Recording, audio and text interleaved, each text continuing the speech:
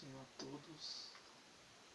Vou deixar uma passagem aqui que está escrito no livro de 1 Reis, capítulo 17, verso 14. O tema é a viúva de Sarepta. Diz assim: Assim diz o Senhor Deus de Israel: a farinha da panela não se acabará, o azeite da botija não faltará, até o dia em que o Senhor dê chuva sobre a terra. O que diz aqui? A Bíblia fala que devido à desobediência do rei Acabe por adorar a Baal, a Bíblia vai nos relatar que houve uma seca terrível na cidade de Israel. E rei Acabe era o rei de Israel naquele tempo. E a Bíblia fala que devido à desobediência do rei de Israel, Deus manda um castigo de 3 anos e meio sem chuva, acabando atingindo a cidade de Sarepta, onde que morava uma viúva. E a Bíblia é muito relativa que quando, antes de acontecer essa seca, Elias se apresenta perante Acabe. Por quê? Porque Deus manda Elias falar ao rei Acabe que Deus estava descontente de o povo adorar Baal e desprezar o Senhor por causa da idolatria. E por causa disso, Deus mandaria um castigo de 3 anos e meio de seca na cidade de Israel. Né? Até que quando Acabe ouve isso, ele fica indignado e manda os seus soldados a prender Elias. Mas a Bíblia fala que Elias acaba fugindo para o deserto, onde Deus ordenou para que ele ficasse ali.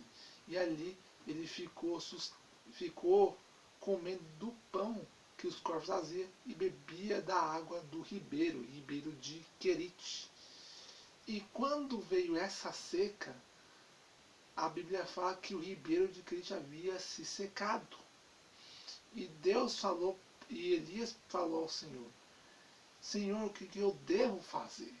E Deus falou: vai a Sarepta. Ali eu vou orientar para que uma viúva te sustente. E aí começa essa história. Que quando Elias se apresenta, quando ele chega na cidade de Sarepta, ele vê a viúva apanhando gravetos com o teu filho. Né? Vamos acompanhar aqui. Né? Olha aqui. Ele diz assim, ó, no versículo 10, ó, vamos lá.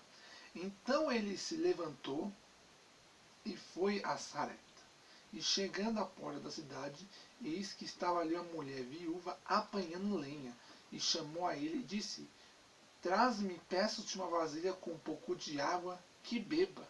Né? Então ele pediu primeiramente água. Depois ele acabou o quê? Pedindo pão. Aí a viúva diz: com certo que vive o teu Deus que não tenho pão em casa, mas só um pouquinho de farinha na vasilha e um pouquinho de azeite na botija. Venho apanhar esses últimos gravetos para fazer a última refeição para mim e para o meu filho, para que depois morreremos de fome. Você vê que Elias fala isso. Olha o que o profeta Elias diz no versículo 13. E Elias disse: não temas, faça conforme o que disser. Faz primeiro para mim um bolo pequeno e traz-me para mim, e depois fará para ti e para o teu filho. Então lembre-se de uma coisa: faça primeiro para Deus. Por quê? Tudo que você faz obedecendo a palavra do Senhor e fazendo o que Ele mandar, Deus vai operar na tua vida. Então faça primeiramente para Ele. Por isso que a Bíblia diz lá em Mateus 6, do 25 ao 34, ele fala lá das águas do céu. Vamos lá. Livro de Mateus, capítulo 6, versículo 25 ao 34. Né? Por quê? Olha o que ele diz. Ele fala sobre o que? A ansiedade. Vamos lá. Ele diz assim: por isso eu vos digo, não andadeis cuidadoso quanto à vossa vida pelo que haveis de comer ou pelo que haveis de beber, nem quanto ao vosso corpo pelo que haveis de vestir. A vida não é mais do que a comida e o corpo não é mais do que a roupa. Olha para as aves do céu. Não semeiam, não cegam, não ajuntam celeiro, e o vosso Pai Celestial os alimenta. Não tem de muito mais valor do que elas? A qual de vós acrescentará, a qual de vós poderá, com todos os seus cuidados, acrescentar um covo da tua estatura? Enquanto ao vestuário, por que andais solícitos? Olha para os lírios do campo, como eles crescem, no trabalho nem fiam. E eu vos digo que nem mesmo Salomão em toda a sua glória se vestiu como qualquer deles. Pois se Deus assim veste a erva do campo, que hoje existe e amanhã é lançada no fogo, não vos vestirá muito mais a vós, homens de pequena fé. Não andeis, pois, inquietos, que comeremos, ou que beberemos, ou que vestiremos. Porque essas coisas gentil procuram. De certo, o vosso Pai Celestial sabe que necessitai de todas as coisas.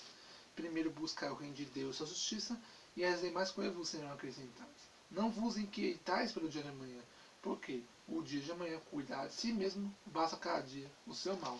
Então, independente do que você está passando, você pode ter a pior situação, pode ser a pior situação que você esteja passando no dia de hoje. Deus fala para você o quê? Fazer primeiramente para Ele. Faça o que Ele manda. Creia nele. Toma atitude para que Deus venha operar. Por quê? Porque Deus age por intermédio da fé, da obediência e da nossa atitude. Por quê? Primeiramente, a fé. Né? Porque não adianta a gente obedecer e tomar atitude se nós não confiar, se nós não crer naquilo que Deus tem para a nossa vida. Né? Por quê? Porque é pela fé que Deus opera. Né? Conforme a gente façamos aquilo que agrada a Ele, mas sempre confiando, porque é pela fé, mesmo a gente não vendo, a gente tem o que? Crer. E a Bíblia diz que a fé não age parada, né? Que não tem como Deus agir com fé parada. O apóstolo Tiago diz, a fé sem obras é morta. Tem que ter a fé e tem que ter a atitude, né? Por quê? Porque pela fé. Porque Hebreus 11:1 diz, a fé é o firme fundamento das coisas que espera e a prova das coisas que não se vê. Hebreus 11:6. Ora, sem fé é impossível agradar a Deus, porque é necessário que se aproxime de Deus creia que Ele existe, porque Ele é galardoador daqueles que os buscam. Né? Então é por intermédio da nossa fé que nós conseguiremos obter algo de Deus. Conforme a gente o quê? Também seja ouvinte à palavra. Porque a Bíblia diz que a fé vem por ouvir a palavra de Deus. Romanos 10:17. Paulo dizendo isso ao povo de Roma. Que Deus opera na fé. Obediência. Por quê? Porque devemos guardar os seus mandamentos. Porque tudo que nós pedimos a Ele, Ele o quê? Ele fará. Conforme a gente guarda os mandamentos, façamos o que é reto à tua vista. 1 João 3:22, que lemos agora há pouco. Né? Então, Deus opera na fé e na obediência. Né? Mas, para que nós venhamos a fazer a vontade dele, Deus opera nessas duas palavras, a fé e na nossa obediência. Sempre crendo naquilo que o Senhor tem para nós e fazendo o que Ele manda. Terceira, a nossa atitude. Por quê? Porque não adianta a gente ter a fé e a obediência e nós não tiver atitude. Provérbios 14:23 diz, em todo trabalho eu aproveito, mas a palavra dos lábios só encaminha para a pobreza. O que ele quis dizer? Ele quis dizer que não adianta a gente só falar e não tomar atitude. Nós temos que tomar atitude.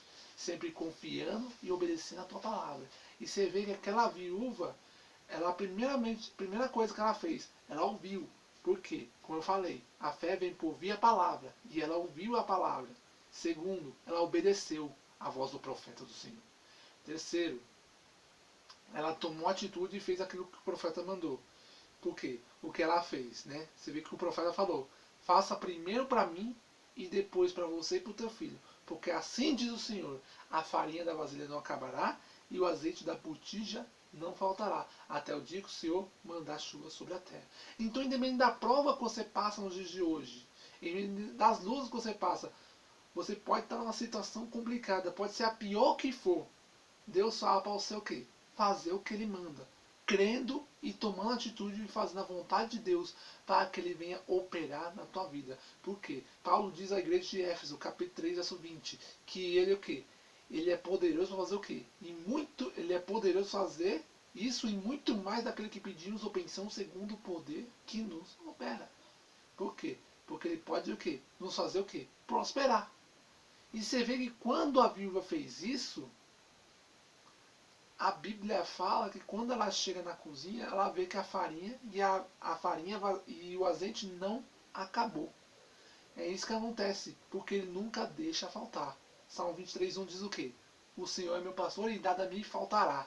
Porque quando nós confiamos no Senhor, independente da prova que nós passa, ele nunca deixará faltar nada. Ele nunca deixará faltar um pão, um leite na nossa mesa, um arroz, um feijão. Se nós confiarmos e obedecermos a tua palavra, façamos o que é reto a ele, para que ele venha operar, para que ele venha transformar. Por quê? Porque se Jesus transformou aquela água para o vinho, porque os empregados obedeceram aquilo que ele obedeceram aquilo que Jesus falou, e assim aconteceu no dia daquele que fazer o que ele mandar, para que ele venha transformar, para que uma pessoa seja o quê? Próspera. Porque o salmista diz no Salmo 1:3, tudo quanto isso fizer, prosperará. Então tudo que nós faz conforme que o Senhor ordenará, crendo, ele prosperará. Por quê? Porque ele tira a pessoa do quê? Da vergonha e faz sentar entre os príncipes. Salmo 113:7. Que Deus ergue o homem do pó e do monturo e faz sentar o necessário entre os príncipes. Né? Por quê? Conforme a gente faz confiando e obedecendo. E fazendo com o quê? Com prazer. Por quê? Porque quando a viúva viu o profeta Elias, ela estava alegre e fez com amor. Né? E você vê que a palavra fala lá na carta de Paulo a Colossenses, capítulo 3, versículo 23, ele diz: fazei de coração quanto é agradável a Deus e não ao homem. Porque quem abençoa? É o Senhor. Nada vem do homem. Tudo vem do Senhor por intermédio de quem? Dos seus profetas. Conforme a gente façamos o que ele manda, crendo. E tomando a atitude de fazer a vontade dele. Independente da prova, das lutas que a gente passa. Né? E também relata também sobre o que? O dízimo. Por quê? Porque por intermédio também do dízimo e da oferta que a gente dá na casa de Deus, que Deus dá o quê? Dá e muito mais daquilo que tínhamos antes.